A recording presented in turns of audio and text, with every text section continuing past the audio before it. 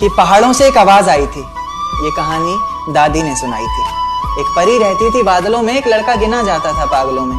कहता था बादलों से कोई आने वाला है, जमीन पर उतरकर मेरी सांसों में समाने वाला है। उसे बिना देखे इजहार करता हूँ, कहता था मैं उसे खुद से भी ज्यादा प्यार करता हूँ। इतना सब सुनकर परी ने जमीन पर आने की ठानी। माँ ने रोका, बाबा ने समझाया, पर किसी की एक न मानी।